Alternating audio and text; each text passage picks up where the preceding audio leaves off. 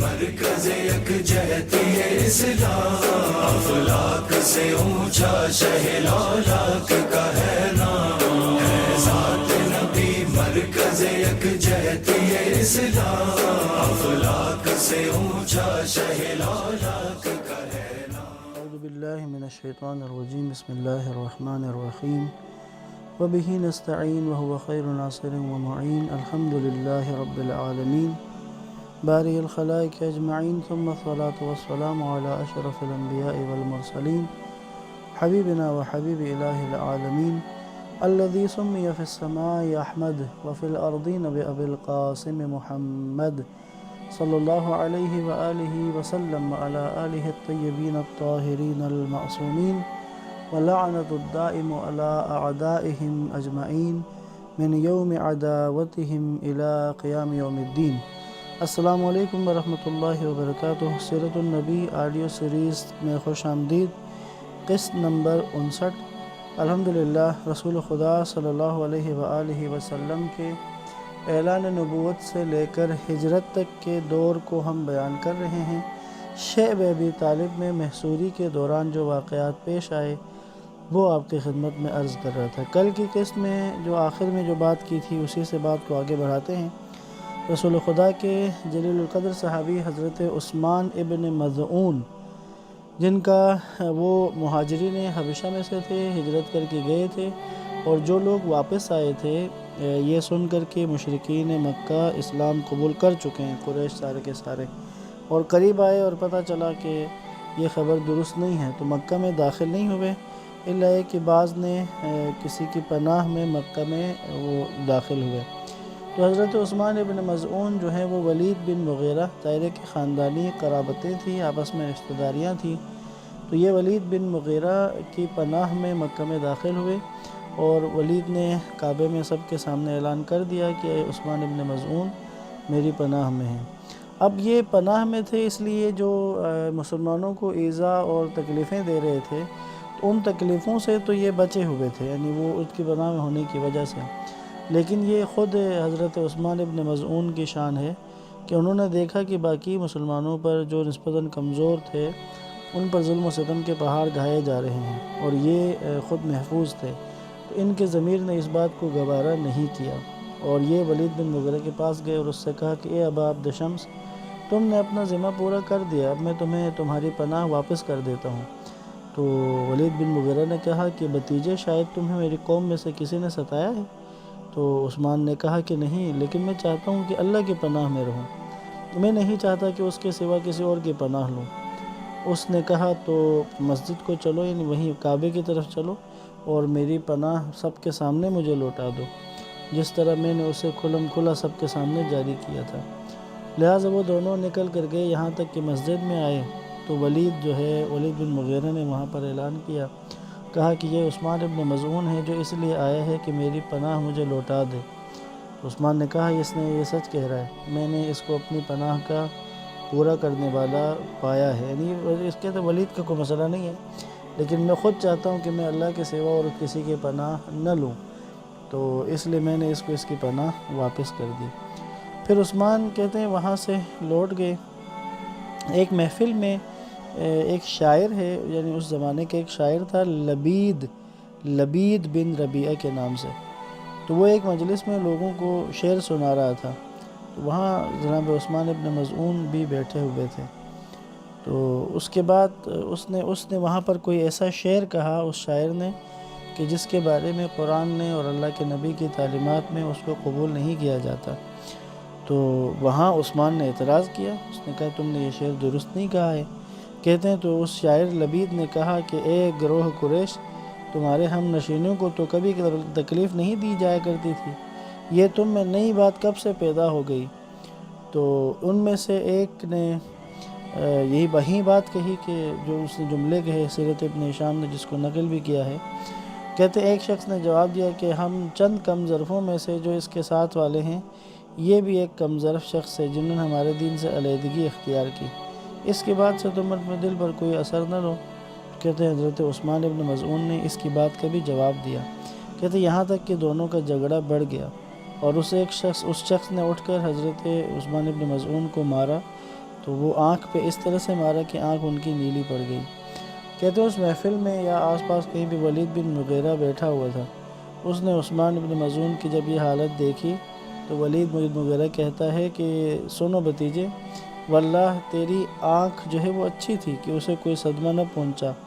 اور تم محفوظ رہ گئے، یعنی تمہاری آنکھ نہیں پھوٹی اس کی وجہ سے۔ اور کہتا ہے کہ تم تو بڑی میری پناہ میں تھے، محفوظ تھے۔ تو یہاں پر حضرت عثمان بن مظعون نے جواب دیا کہ اللہ کی قسم میری اچھی خاصی آنکھ کو بھی اس بات کی ضرورت تھی،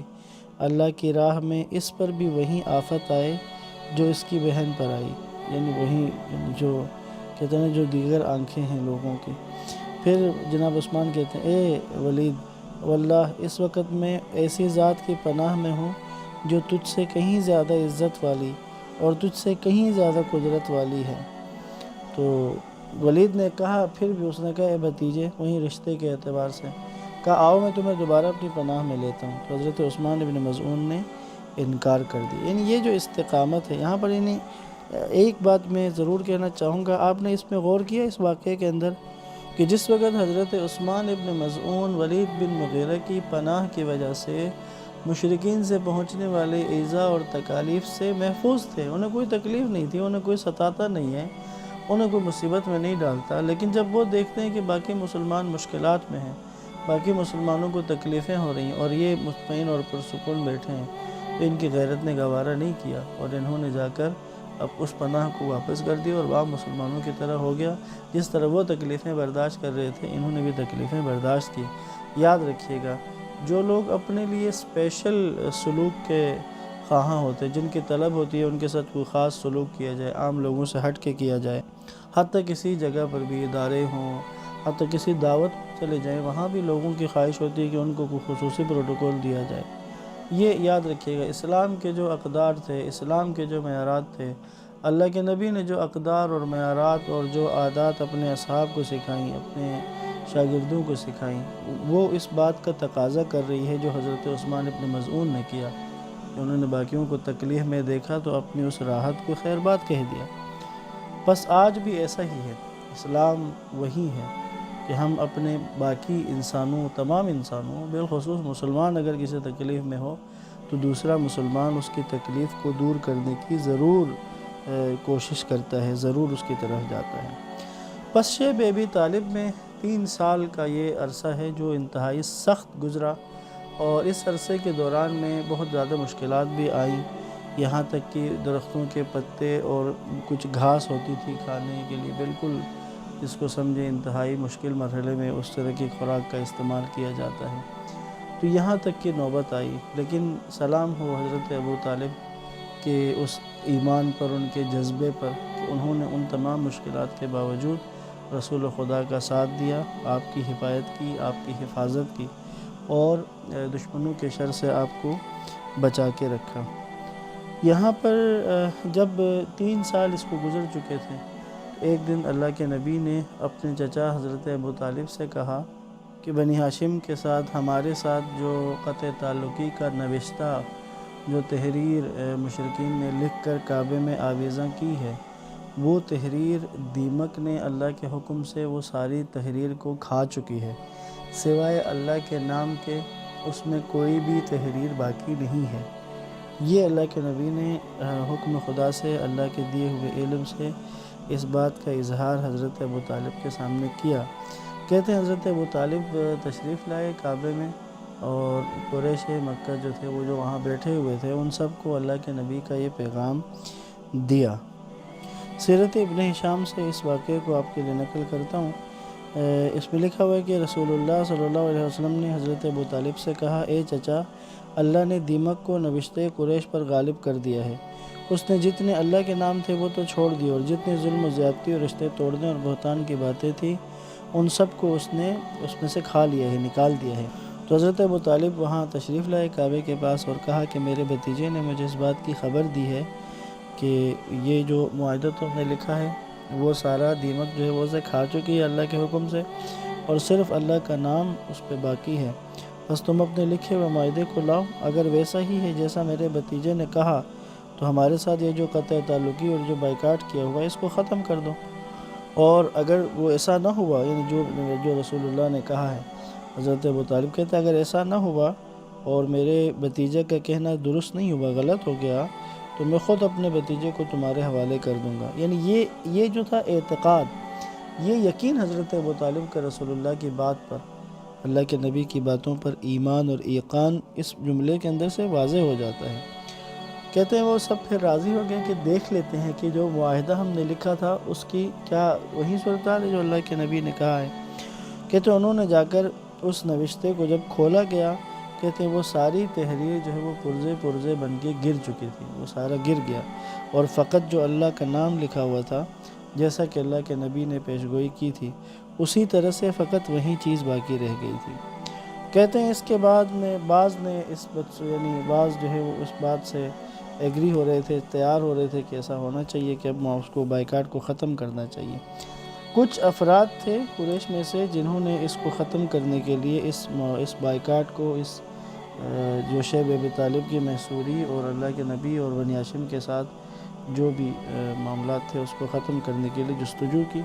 ان کا تاریخ میں ذکر ہے۔ یہ 5 افراد تھے، ایک ہشام ابن عمر ہیں، ایک زہیر ابن ابی امیہ ہیں، اور ایک مطعم ابن عدی، اور ابو البختری بن ہاشم ہے، اور زمعہ بن اسود ہے۔ یہ 5 افراد تھے۔ ان میں سے ہشام جو ہے اس نے کچھ کوشش کی اور ان باقی لوگوں کو ساتھ ملا کر انہوں نے جا کر جو ہے قریش کے ساتھ مذاکرات کیے اور اس موضوع پر بات کر کے اس معاملے کو حل کر دیا۔ یہاں جو واقعہ ہے وہ کہتے ہیں کہ یہ 5 افراد جمع ہو گئے اور یہ دار الندوہ میں جہاں پہ قریش کے سردار بیٹھتے تھے یہاں پر آ گئے، اور 5 کے 5 آئے، انہوں نے طواف کیا، اور اس کے بعد انہوں نے جا کر بات کی قریش سے، کہا کہ اے مکہ والو، کیا ہم تو کھانا کھائیں اور کپڑے پہنیں اور بنی ہاشم مرتے رہیں، نہ ان سے کچھ خریدا جائے، نہ ان کے ہاتھ کچھ بیچا جائے؟ اللہ کی قسم میں اس وقت تک نہیں بیٹھوں گا جب تک یہ نامنصفانہ قرابت توڑنے والا نوشتہ، یہ معاہدہ ختم نہ ہو جائے۔ کہتے ہیں کہ ابو جہل جو ہے وہ ایک مسجد کے اس وقت بیت اللہ میں ہی بیٹھا ہوا تھا، تو وہ کہتے ہیں اس نے کہا کہ تو جھوٹا ہے، ہم اسے کبھی بھی ترک نہیں کریں گے، ہم اس پر پابند ہیں۔ تو یہاں پھر باقی جو 4 افراد اس کے ساتھ آئے تھے انہوں نے بھی ان کی ہاں میں ہاں ملائی۔ یوں 5 افراد انہوں نے جب زور لگایا تو اس کے بعد یہ جو پھر اللہ کے نبی کی پیشگوئی سے وہ معاہدہ پہلے ہی وہ ختم ہو چکا تھا، دیمک کاٹ چکا تھا۔ اس طرح پھر قریش کے اندر سے کچھ افراد کے آواز اٹھانے پر یہ شیب ابی طالب کے محصوری کا جو دور تھا یہ ختم ہوا۔ ان میں سے ایک نام جو ہے، ان 5 میں سے جن کا نام لیا، سیرت ابن ہشام میں ان کے بارے میں ہے، مطعم جو تھا ان میں سے، مطعم ابن عدی۔ اس کے بارے میں کہا جاتا ہے کہ رسول خدا صلی اللہ علیہ وآلہ وسلم جس وقت طائف سے لوٹ کر واپس مکہ آ رہے تھے، تو پھر وہاں پر جب آپ اللہ کے نبی مکہ میں داخل ہونا چاہ رہے تھے، یہ وہ دور تھا کہ حضرت ابو طالب اور حضرت خدیجہ کا بھی انتقال ہو چکا تھا۔ اللہ کے نبی پشتبان سے اور اس طرح محافظوں سے اور حمایت کرنے والے ایک مضبوط فرد کی جس کا قریش کے اندر بھی احترام تھا، وہ آپ کی پشت پہ نہیں تھے۔ تو طائف والا واقعہ جو خونین واقعہ تھا وہ بھی پیش آیا تھا۔ جب واپس اللہ کے نبی آئے تو مکہ میں داخل ہونے کے لیے آپ نے اسی مطعم ابن عدی کو جو ہے اس کے پاس آپ نے آدمی بھیجا تھا اور اس کو پیغام دیا تھا۔ کہتے ہیں پھر مطعم اور ان کے گھر والوں نے وہ ہتھیار وغیرہ انہوں نے لگائے سجائے اور وہ نکل کر خانہ کعبہ کے پاس آئے، اور رسول خدا کو بھی خانہ کعبہ کے پاس آپ بھی تشریف لے آئے۔ تو اللہ کے نبی نے آ کر بیت اللہ کا طواف کیا، نماز پڑھی، تو یہاں پھر انہوں نے مطعم ابن عدی اور اس کے جو قبیلے والے تھے جو بھی اس کے ساتھ تھے، انہوں نے اللہ کے نبی کو اپنی پناہ کا بھی اعلان کر دیا۔ تو یہ 5 افراد کی کوشش، تو یہاں پر پھر یہ شیب ابی طالب کا جو موضوع تھا وہ یہاں پر مکمل ہوا۔ لیکن یہ ایک ثابت قدمی کا، جانثاری کا، ایک دوسرے کے لیے قربانی دینے کا، اور بالخصوص رسول خدا کے 2 بڑے حمایتی، 2 بڑے اللہ کے نبی کے اس کار الہی میں مددگار، حضرت ابو طالب اور حضرت ام المؤمنین حضرت خدیجہ صلوات اللہ علیہا، ان 2 ہستیوں کی بے پناہ قربانیاں اور ان کی ان کی ثابت قدمی کی داستان اس شیب ابی طالب کے ان 3 سالوں میں مزید رقم ہو گئی۔ یہاں پر آج کی بات کو ختم کرتے ہیں انشاءاللہ۔ اب شیب ابی طالب کے بعد کا جو دورانیہ ہے، یہ آخری 3 سال ہیں مکہ میں اللہ کے نبی کے۔ ان 3 سالوں میں ہونے والے واقعات کو اس کے بعد ہم بیان کریں گے۔ والسلام علیکم ورحمۃ اللہ وبرکاتہ۔